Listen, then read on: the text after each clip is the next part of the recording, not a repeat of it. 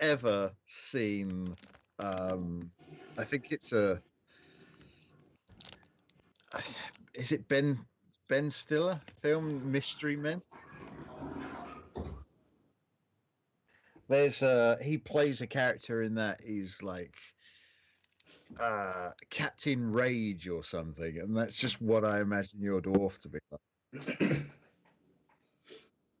Yeah.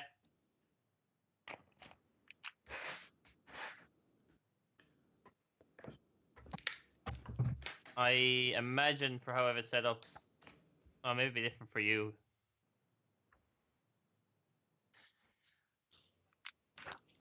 Yeah, I do it a bit. I actually need to remove it. Samsung C01U Pro.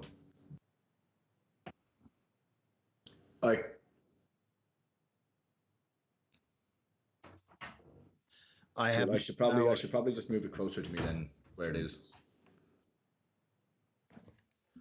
Making sure. Yeah, cool.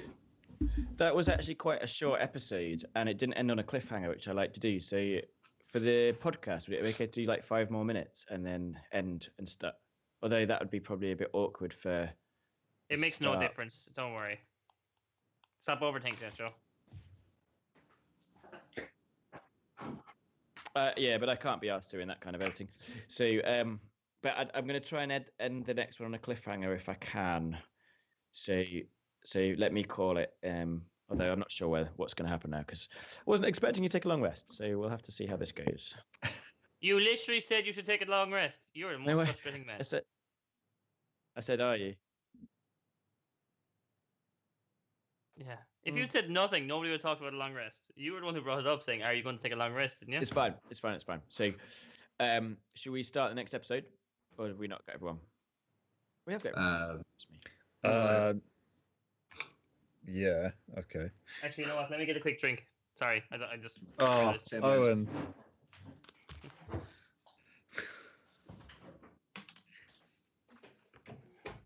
It's like Dave. Oh, I'm just going to the loo. Comes back. Owen's then like, oh, now I need to go loo. It's my turn. Tag me in. Yeah, I know, right? I hope that. Sorry, that what letter was probably a bit confusing. So just sorry, what you saying there, Joe? From Strahd. Just one more piece of the puzzle in it. That's just one more.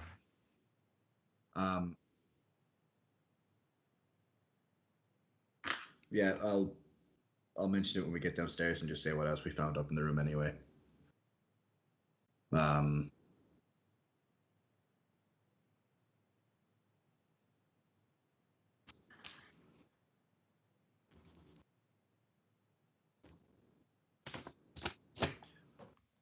Sure.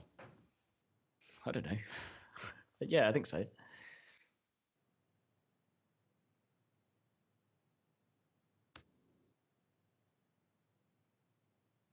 Yeah. I mean, it's really official. Like it's done like on a big like heraldic piece of paper. It'll have some wax stamp and dead push writing. So yeah, I think pretty much by holding on to this deed, like if you ever find Barovia, wherever that is, then Owen basically owns this windmill because he has it in his pocket.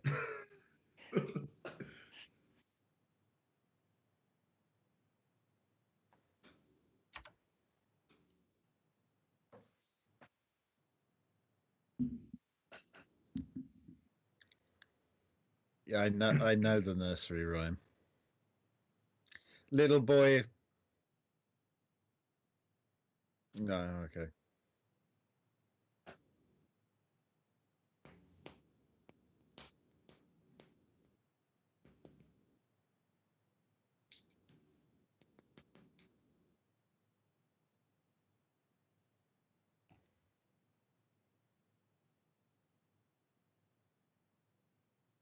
Pretty legit.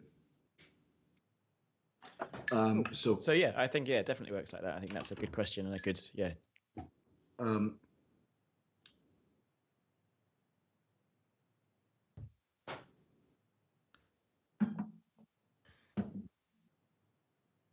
So before we start, Sulfarex, do you want to do your visiting whatever it was that we were talking about, naughtydragon.com, so I can do it as a bonus at the end of the Do you next want me episode? to do it? Yeah, definitely. What was the thing that Niall had? Because that was hilarious. And you got a hankering as first bankering. When you've got a hankering for a spankering, get on down to naughtydragon.com. You can definitely have this. We don't have shows. You can definitely do that show. Like, we don't normally have sponsors, but if they wanted to, it would sound like this. Oh, and you're because you're quite far away from your mic. You're quite quiet again. I'm not that far away from my mic now. So I'm like 10 centimeters away from my mic. I am I'm like 4 fingers away from my mic. It's like right there. Okay. So you see how I've got my mic, Hold up. and you've got the same arm and the same mic as I have. Like, this seems to be the best way of doing it. Yeah. I think because the camera's below me, it's actually at my lip level. Like, it's right here. Okay. So let's go back to it. So is everyone ready to go? Are we doing introductions again? Hang on. I've No, just we're not got doing to check introductions. something. You're checking naughtydragons.com. I already I think told you I've it's tried available. it. Is it an actual thing? I don't know. Also, Oh, this I think it's Bad Dragon, actually. But so we don't get sued. they won't get sued for getting extra traffic. Hits on their page. Yeah, they'll love you for it. So this escalated quickly. I now have quite a lot of rum. I'm drinking Oh, a super God. split, so. Hey, well done, lads. Well done. Right. Hi, welcome back to How We Roll podcast. I am joined here today by 4 extremely talented podcasters. Owen. Joe. Hi guys, Dave. I'm Owen. I'm playing Saf Torgage, the halfling rogue, posing as a bard. Dave. Aaron. Hi, I'm Aaron, and once again I'm playing Sulfarex, the Dragonborn Paladin. And Niall. I am Niall. I am playing Voron Elar, the High Elf Wizard. On last week's episode, the party concluded the combat with Belladonna Archeron with a very well-timed grease spell. Strangely, when she fell backwards after failing her dex save, she fell into a large mirror, and rather than shattering it, she fell through it into another reality. As the party watched on helplessly, she was accosted by dark, shadowy figures who surrounded her, engulfed her, and dragged her away into the mirror world. Her husband, Vincent Archeron, dived forward to save her, and before the paladin, Sulfarex, and Saf, the rogue, could help him, he was again sucked into the mirror before the mirror was smashed by Sulfarex's hand, revealing a secret corridor behind, leading up into a dark attic. The party decided to take a long rest. Before they did do, Saf and Foran decided to take another look in the secret room on the second floor. They found a number of things, including a number of sort of charlatan spell books, a deed for a strange windmill in a place called Barovia, which none of them have heard of, a couple of scroll cases which have yet to be opened, and a letter kind of addressed to my pathetic servant, which appeared to be mocking the cult and the owners of the house by a dread lord who calls himself Strahd von Zarovich. At the end of last week's episode, we left Saf and Voran heading back down to the Den of the Wolves to join the 2 paladins. And I think we'll start as they enter that room. So there's like a crackling fire, a few leather-bound chairs. There's the broken stuffed wolves. There's a table, some chairs. There's a drinks cabinet, and there is a snoring dwarf. And Sulfarex, are you asleep yet, or are you kind of just taking in the? I'm dozing in front of the fire and kind of like very chilled out at the moment. kind of, as soon as we get in and close the door, I cast alarm on the door, and then take out the 2 scrolls and take a look at them to see what else I've been given by Saf. Can you give me 2 Arcana rolls, please? I can indeed. Where did my character sheet go? 2 Arcana. So 1, I got a 20. And 2, I got a 21. Fantastic. Okay. Very nice. The first one seems to be a clerical spell. It's called Bless. Cool. And the second one is another clerical spell called Spiritual Weapon. Okay. And the way the spells work are kind of detailed as part of the spell, so feel free to look them up in the player's handbook. Cool.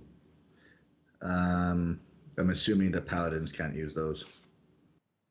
So the power themselves is kind of locked in the scroll.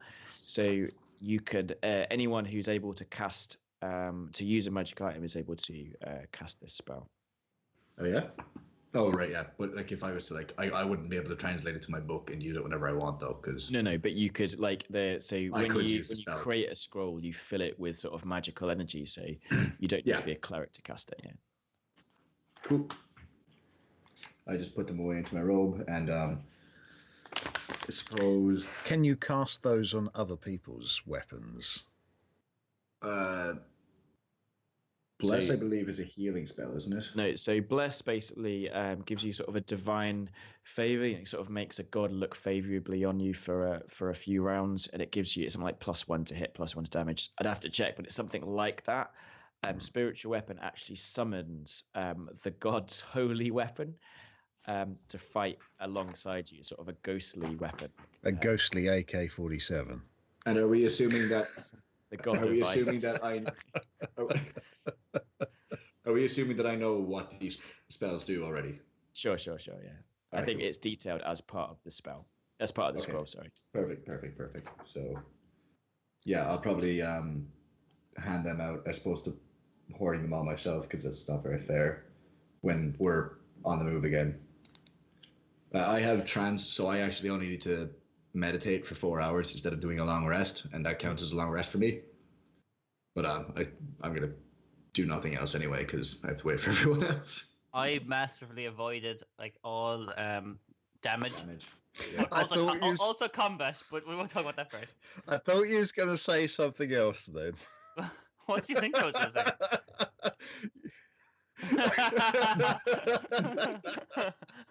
say? Masterfully. So while they're napping, I'm happy to like keep guard. I'll just take out my notebook and start like drawing the interior design for a new windmill. So we were talking about before we started recording that in this time, if you own the deed, you own the building that the deed is for. So right now you have this extremely beautifully crafted heraldic deed to a windmill in Barovia, which by holding the deed, you own this windmill. Yeah. Okay, so who's resting? Who's actually asleep? I am dozing in the chair. I would say that it does count as sleep. Sure. I mean, are you guys setting up a watch? Saf, are you going to stay awake for the next 8 hours? It's currently 1 a.m. I cast alarm on the door, so if anything happens there, I'm going to stay up. I'll stay up for the first 4 hours until our elf friends. I come out of my meditation. Yeah. Okay. I'll take the first watch. Okay, so I'd like everyone to make me a charisma saving throw. Charisma. Interesting. I don't believe that I'm very charismatic. So, Ulrich? And I roll 19. Nice. I got 17. Fuck, man, I'm rolling good tonight. There's my charisma. I rolled an 18. Okay, so Ulrich, you don't so much as regain consciousness, but begin sensing the pain. Slowly, through a red haze of agony, your senses manage to send reports back to your brain. You have bruises, and cuts and scrapes, maybe some broken bones. In fact, you keep your eyes closed, not because you kind of want to sort of savor the last moments of beautiful ignorance of your surroundings. No, you kind of keep them closed because it would hurt so much to open them. But eventually you coax open your swollen eyelids and sit up. Fresh waves of agony and nausea greet you as you squint at your surroundings. You're lying on your back in an evil-smelling stone cell. You're an inch deep in stagnant water. You're naked, apart from a few rags, bloody and disheveled. There's a heavy door over to your right, and it seems to be ajar, leaking in light, revealing bodies all around you, all naked, all tortured, battered and bruised as you are, and they all seem to be stirring. In the back of your mind, you hear a voice getting louder and louder. You hear it say, "Now you are free. Go take your revenge." Sorry, I just had the thought of naughtydragon.com. Just an advertisement to overhead. Now you're gonna cut the episode here and just insert the advertisement, Joel. Oh.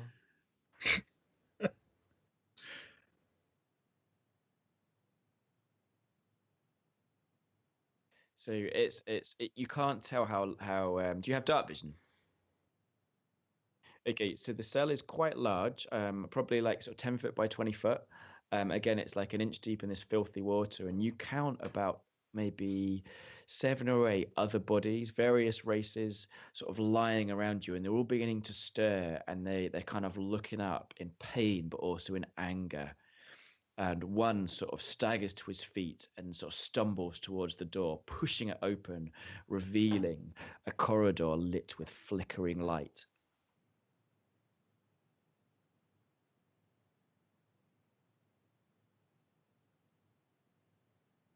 Okay, so when your voice speaks, it's that of kind of like a posh sort of human rather than a sort of angry dwarf.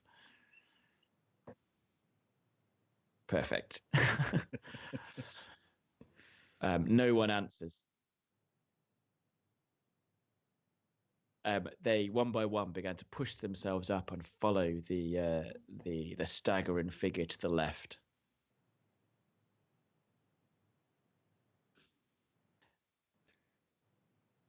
Okay, so the corridor, as it goes right and left, it seems to be like a cell block. But the doors are all opening, and from the cells are kind of pushing out these horrendously tortured figures.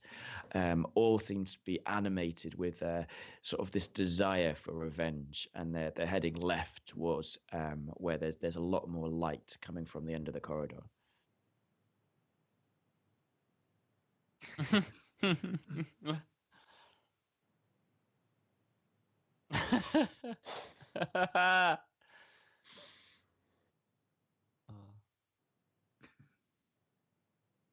So there's one torch in this kind of prison block, but at the end of the corridor there seems to be more light coming from that corridor. Like it seems to like turn right, and from that right there's more light shining. Yeah, you can reach up and you feel that the bracket is loose as well. The whole thing comes out in your hand, and it feels reassuringly heavy. You feel you almost got a weapon.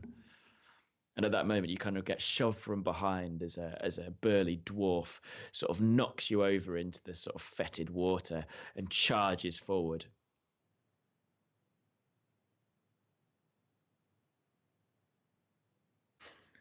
Is that like, have you always wanted to say that, but like now you actually get the chance to say it?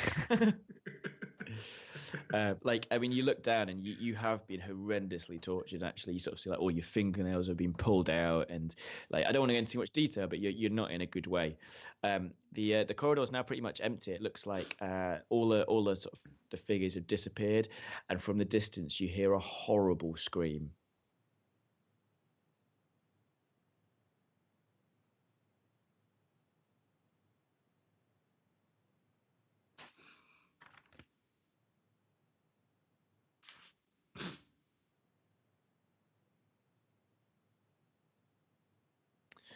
Okay. The corridor turns right and then left, and then opens up into a large room. In the center of the room, it looks like sort of a primitive rack has been set up, and some poor victim is still screaming horrendously on it. The room is filled with these sort of tortured victims that have all escaped from the cells, and they are dismembering three members of the torturers, or three torturers. One of them seems to be Vincent Archeron. Or could he be? Like, how do you know that name? Like, you feel it floating in your brain. One of them seems to be a tall dragonborn who's fighting back against three prisoners. And one of them seems to be a dwarf who looks very, very familiar.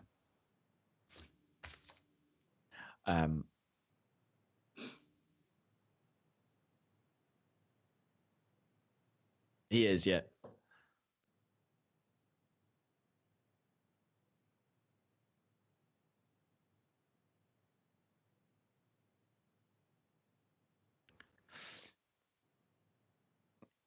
Yeah. Hello. Okay. Hello, Bartholomew. So, for everyone else, can you all give me perception checks? Okay. 18. Perception. 14. And 5. I Okay, so continue drawing my windmill. And well, I think at this moment you're asleep, so this is your watch has changed over. Voron, you're kind of sat down in front of the dying embers of the fire, and Silvarex, you awake as you both hear from somewhere, maybe on the floor above you, the sound of a child singing. My eyes. That's exactly what we needed right now. Creepy children. My eyes snap open and my third eyelid rolls across my eye, and my eyes contort and dilate in the noise that I've heard. And I look up at the ceiling and stare at from the point where the sound is coming from. Like, it's muted, but you can hear it. Saf is asleep at this stage, isn't he? Saf's asleep, Ulrich's asleep, but Ulrich is like stirring really restlessly, like he's sort of moaning in his sleep as if he's having some terrible nightmare. Kind of. You hear that too? What is it? Do you have any idea? You tell me. And I kind of stand up and just still eyes fixated upon the spot in the ceiling. And I walk over towards the sleeping gnome and the dwarf in the chest, and I kind of like nudge Saf with my foot, kind of like try to shake Ulrich awake, kind of. Okay, so you both wake up. Ulrich, you've been having a terrible dream about escaping prisoners, and as you're being awoken, it seems that a huge fire had been lit in the prison, and it was engulfing everybody. Jump back. Whoa. It's just me. It's just Voron. Are you alright?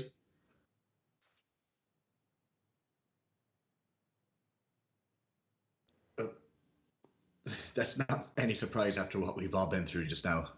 But shh, listen. And I kind of like pointing up. Do we still hear it?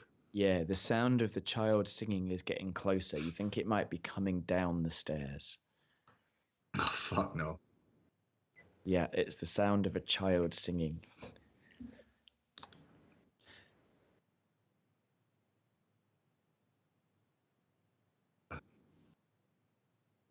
Yep. Can I sense anything? So the way that your paladin senses work is they don't work through cover, so you have to be able to see what you're sensing. It doesn't work through a wall. Do you want to peek out the door? Yeah, I'll open and have a look out. Are you going to disarm your alarm spell? Yeah.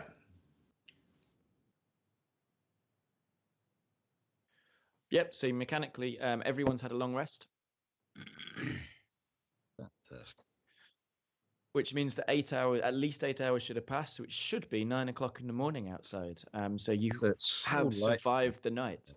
Is it bright out now? Like, is there sun coming in the windows or anything? Yeah, there's sun shining. Well, I'm assuming you pulled all the curtains. So you kind of pull back the curtains, pulling in the sunlight, and you are horrified to reveal that it is still pitch black outside. That's what I was afraid of. Oh, God.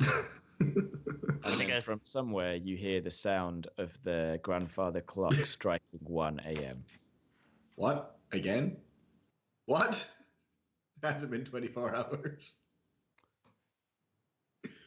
I just lagged out there. What I missed? Sorry, guys. My whole thing just stalled. So Saf just wakes up. I don't think we're in Kansas anymore. I know. Talk about standing all over the joke. Is everything in black and white now, or is it now in color? Like prancing around the room. Oh. So I'm going out to greet this this gay child, happily singing and skipping down the steps. And so you kind of push the door open. All the sort of candles have been extinguished, and the only light seems to be kind of not very bright moonlight shining through the huge gap that was left by the broken stained glass window. Everything's in monotones. So we're in black and white now. And up to your right, skipping slowly down the stairs, is a falling down the stairs. Fuck was that? Is a leather child's ball, and it's like just bouncing, and it rolls towards you and stops. I don't like this. I don't like this at all. At your feet.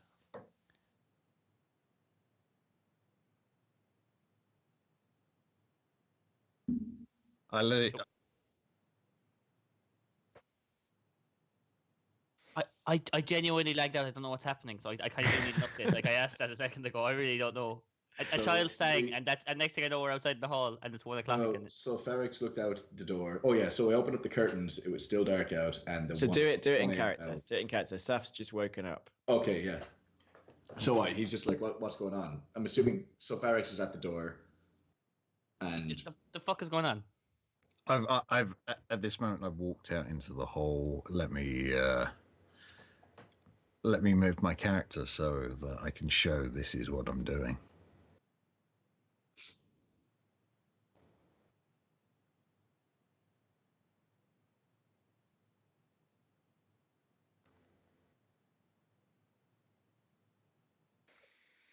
So, we slept for a full day? No, definitely not. Something's up here. Something's not right. I'll check my Rolex and look at the date on it. Dragonborn Rolex. So Varix, so you've turned around facing the room, and you're holding this like leather ball as they kind of try and explain to Saf what's going, and you feel this like tap on the back of your leg. Okay, so I turn 180 to greet the source of the tap. Okay, so like it's a very thin looking child. He is like partly see-through, like it all in sort of shades of grey. You can see the floor right through him, the black and white tiles, dressed in an incredibly old-fashioned set of clothes. He looks up at you and goes, "Hi, could I have my ball back, please?" I kneel and hand the ball to the small child. I've got to go. I'm not really meant to play downstairs. And he begins to move quickly, although he's so small, like he's probably only like 4 or 5, so him moving quickly is still quite slowly towards the stairs.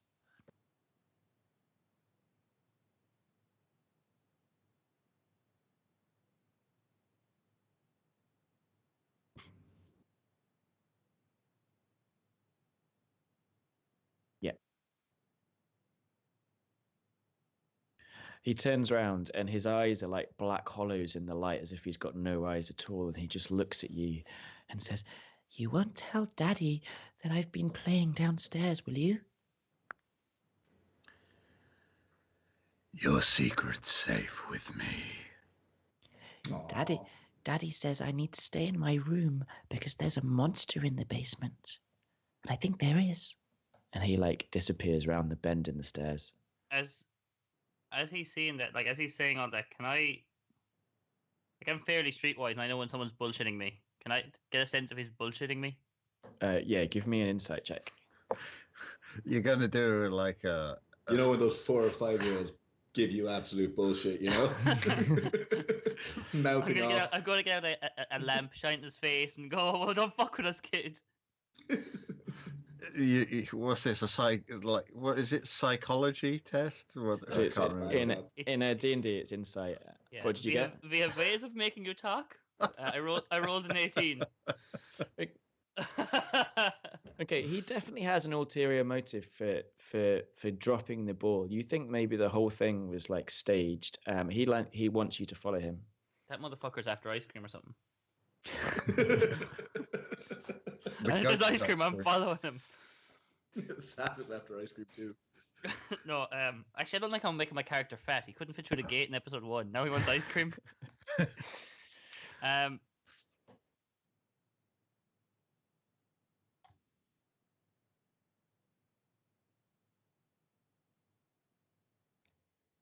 Can I just put my hand out like, wait, did he say the basement?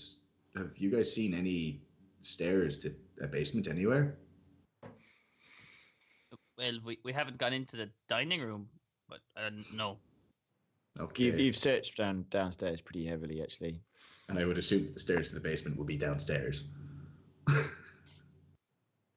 There's a dumbwaiter, and I am not getting in that thing before we say that again. Because I know I'm going to fit in that fucking thing. I'm not getting the dumbwaiter, and I'm saying this in character. Are my spidey senses still tingling? Like the whole house, although it already felt quite sort of evil as it is, it now feels really malevolent. Like the whole thing feels evil and out to get you. Ulrich wants us to explore his hidden passage. I say, Vor on Europe. The PKE meter is going off the charts. I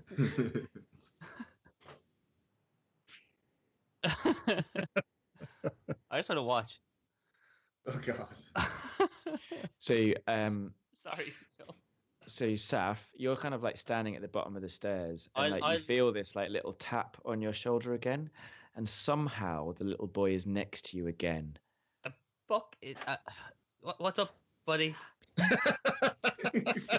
I'm scared. The bad lady is upstairs. I want to get into my room, but the bad lady's there. Which bad lady? The bad lady with the dead baby. Oh, okay. The baby, is it a friend of yours? He kind of like turns around and like screams, but like his mouth opens and opens and opens and opens, revealing this kind of like dark abyss. The scream shoots forward, like your hair is blown back in this wave, and when you kind of like open your eyes, he's gone. Oh, I was going to punch him. Like the mummy, I tried right? to get Did action the of rest of punching us him. see that, or? No, and you didn't see him either. Did we see his hair like fly no, back? No. Okay. Saf just kind of like gone really like frozen stiff for a second. Am I talking? What the fuck? Like, is that anything on this? Oh. No. No, we didn't. He said no. Okay, so he's just been standing in a trance there for like the last. and I 30 haven't seconds. I haven't been talking in their view. No. Okay, I'm gonna go upstairs. Are you leading the way? Why are you going upstairs?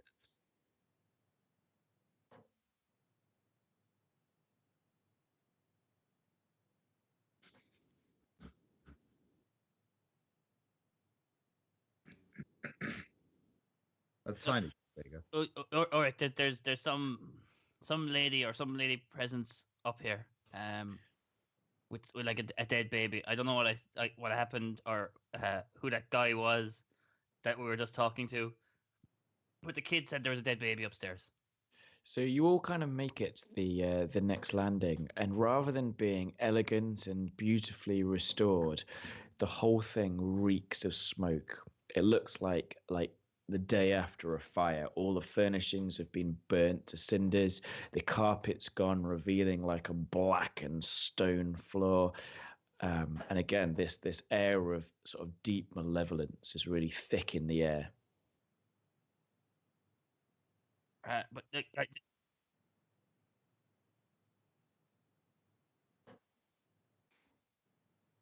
just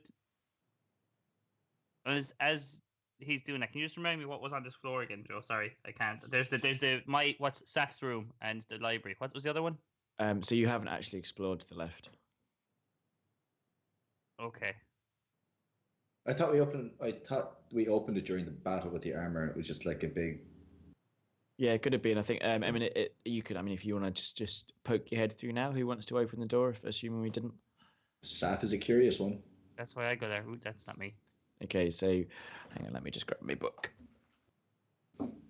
Sorry, Dave. I don't want to be cutting across you, but like, I actually thought we had explored it, and I was just hoping to get an update.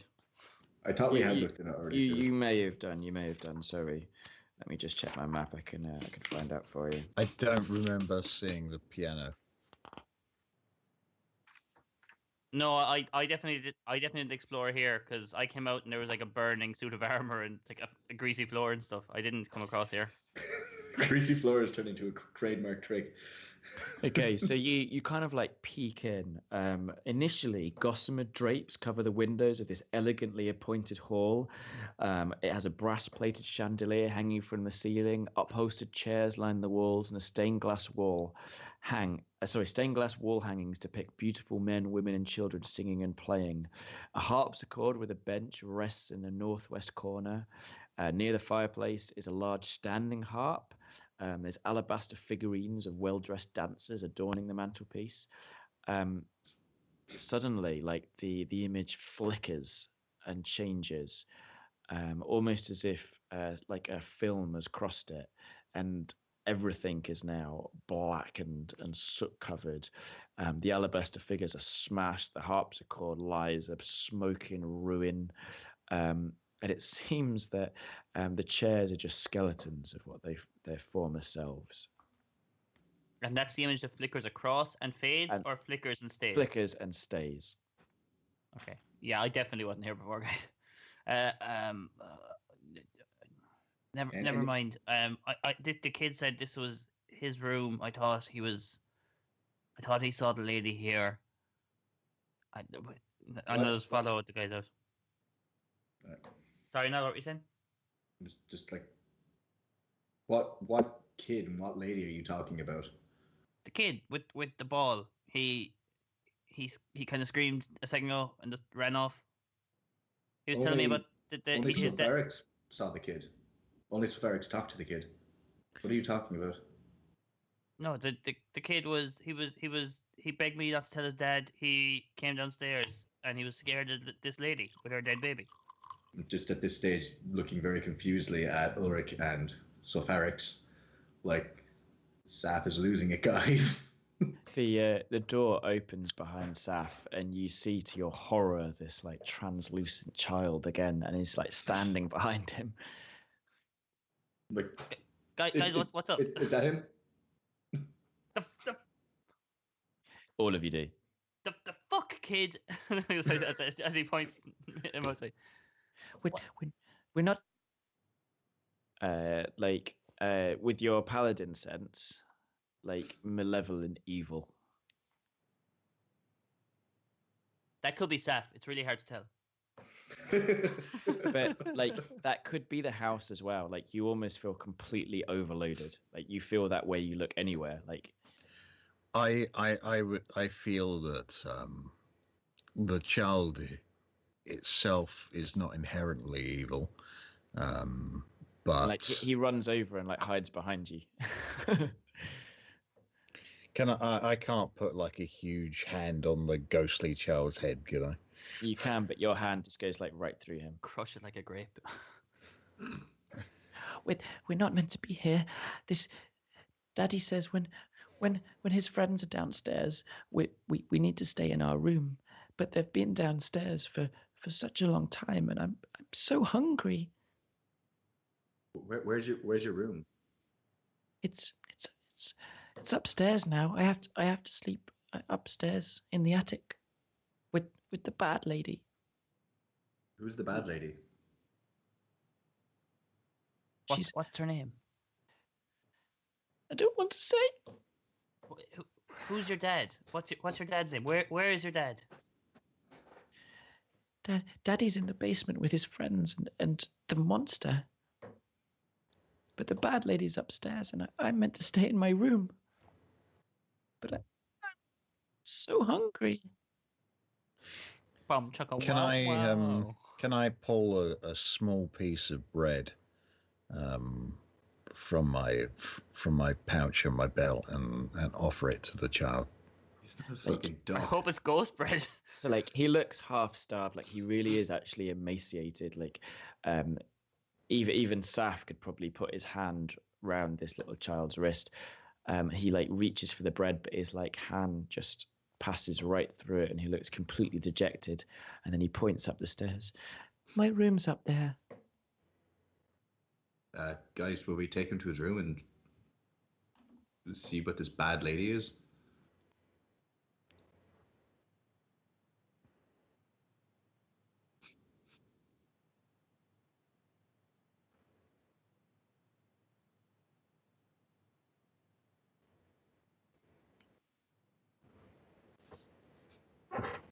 I'll take a shot from my hip flask, which is kind of same. Can I sort of talk to the child and say, it's it's okay, son. Show me, and ask him to like lead the way, to show where it is his room is. Okay, so he like leads you up the creaking stairs, and again, this sort of malevolent evil just seems to be getting stronger and stronger and stronger. Can I get like a rough marching order? So presumably, so Silvarix and this ghost boy are going first. What about the rest of you? I was going to say, do you want to take up the rear in case something attacks us from behind? But no, that's all right. I'll go be behind Ulrich then. Cool, I got this.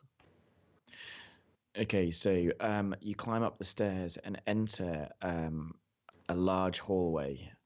There's kind of 3 doors you can see, all of them closed. The hallway itself is choked with dust, and the boy points to the first door on the right and says, "That's my room there.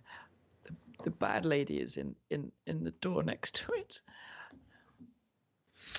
I turn round to the other 3 people in our party and ask them, so how do you want us to handle this? Yeah, we'll find out what this... Go on.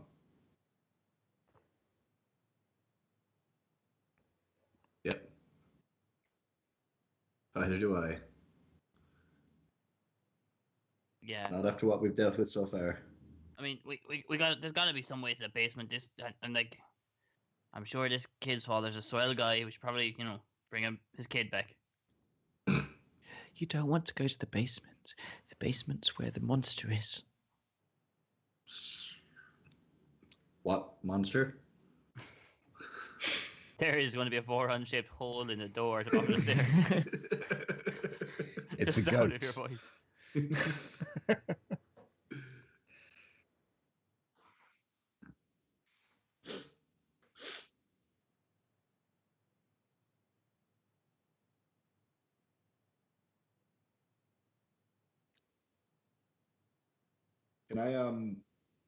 Can I give one of the guys the bless scroll? Say you might need this. okay, so do you guys want to move your characters to where you want to be?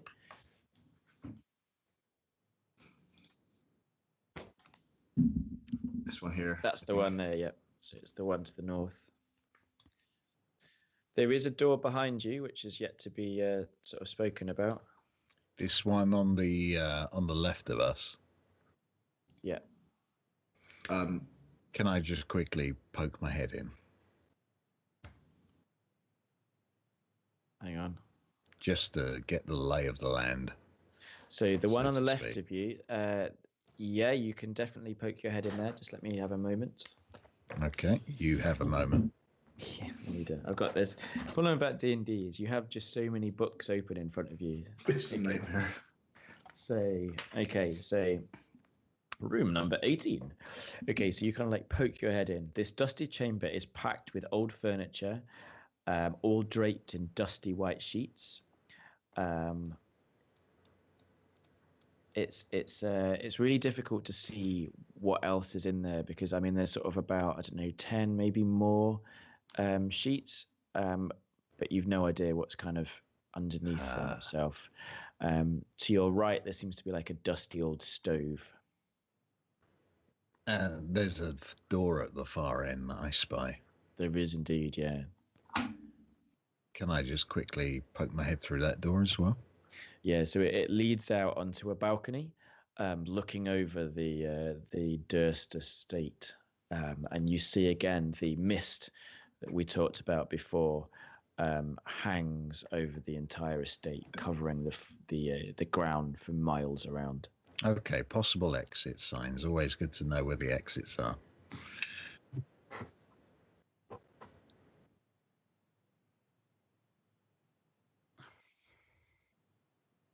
Well, it's always good to know where your exits are.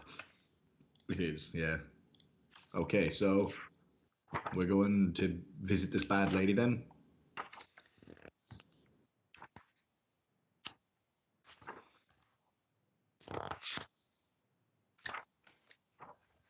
Mm-hmm. And the other one left through. And the other one left through said mirror. Yes, yes. Okay then. Ulrich, when you're ready. Kind of like Right. clutching my quarterstaff. We're Okay. Jamaican bobsled team. So you burst the door open. Inside, this web-filled room contains only a slender bed, a nightstand, a rocking chair, a wardrobe open and empty, and a small iron stove. Sitting on the rocking chair, rocking backwards and forwards, is a hooded figure, hunched over so you can't see its face, and holding to it like a baby wrapped up so tightly you can't see any of its features, and it's singing a soft lullaby. That's creepy. I'm assuming only Ulrich and Sylvaris can see at stage. The scary lady. Durst. So maybe like if you want to like step back into the corridor, close the door gently behind you before you have this conversation. I think it's a good one to have because it's a few episodes ago if you remember what happened.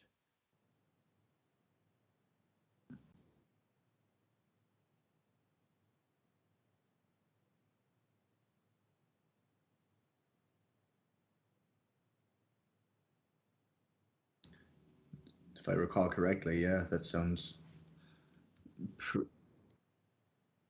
Who? Gustav Durst. I don't recall. Don't have my fucking notepad. If only we could roll for ideas. If only. So you do recall that the lord of the house, Gustav Durst, got the nursemaid pregnant, and it was a stillborn child. And he had 2 kids from photos and stuff that we saw, yeah? Yeah. Okay.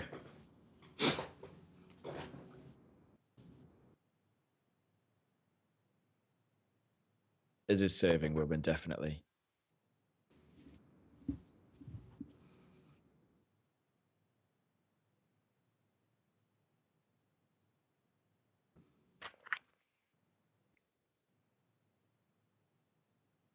No. No. Where's the second son? It's a daughter. She looks up, and her face is the most terrifying, horrific visage you've ever seen. And I need you to make me a wisdom saving throw for seeing it.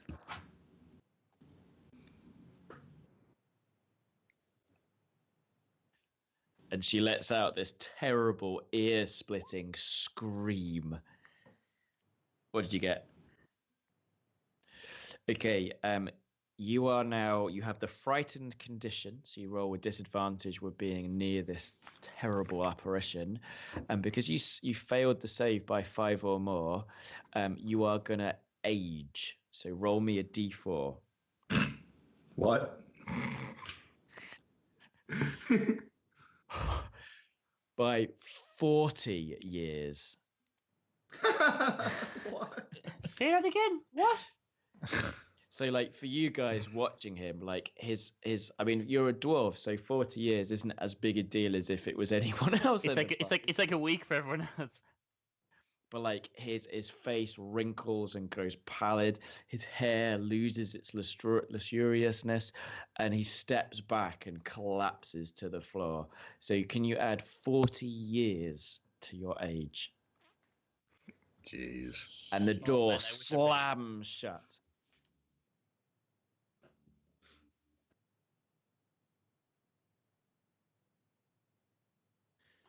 I'll step forward, and Over the old ass dwarf. over the crinkly old dwarf. If he's 65, if he's a 65, he's a young ass dwarf. He's hardly a teenager. He's grown up a bit. Yeah.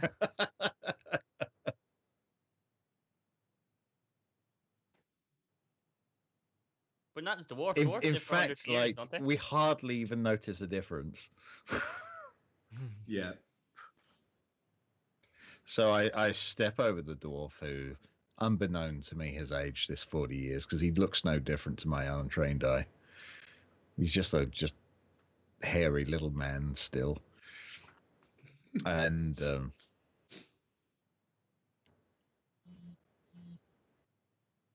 perhaps. And I address the figure and I say, She looks up again and revealing this horrific visage. Can you make me a wisdom saving throw? can I get my line out, please? No. Wisdom fucking saving throw my ass. He can still get a line out, surely. Come on. What wisdom saving throw? There we go. 22. 22. So you And line. it is terrifying, and you can see how awful it is. But your faith or your steadfastness is enough to withstand what you're seeing. I go to speak, and then she looks up and screams again, and I kind of stared back down at her with almost iron will and fixality, and snort a huge billow of hot air and smoke from my nostrils, and I go to repeat the line again, and I say, by the power invested within me from the cathedrals of light, I command you to leave this place and be gone. She clutches the wrapped baby to her bosom, and you see that it's just a skeleton, a ghostly skeleton, but a skeleton nonetheless. And then flies towards you with rage, her fingers extending into foot-long claws. And that's where we're going to end tonight's podcast. So Good job, Sylvarix. thank you very much for listening. You can find out what happens next week. You can contact me on Twitter at HWR Podcast and on our Facebook page. Where can everyone get in contact with you guys?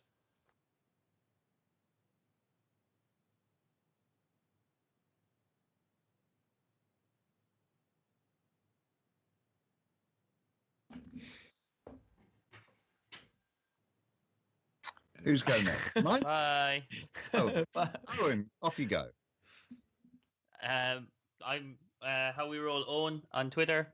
Owen is EOGHAN. Get me on there if you have any questions or advice. Not to be super cool. That's me. Aaron? Go on. Niall? And me, you can come check me out. I do all sorts of really awesome, cool stuff. You can come check me out at Grunty Baby UK on Twitter, and I don't have a Facebook page, so don't bother looking for me there. We all have a Facebook page. It's How We Roll Podcast. Yeah, that's the group one. But there's not an official me one yet. Maybe I'll think about that one day. All the groupies and honeys can just have to Facebook stalk him, like track him down from all the hints he dropped on the podcast. Yeah, to hunt him down. And, Niall? Go. So I'm at Blaga, BLAGHA, on Twitter. Outside of that, I suppose you can contact the How We Roll Podcast Facebook page or anything like that. If you have any questions or want to get in contact for whatever weird reason. We're like a finely oiled machine, aren't we? Oh yeah, that's how I roll.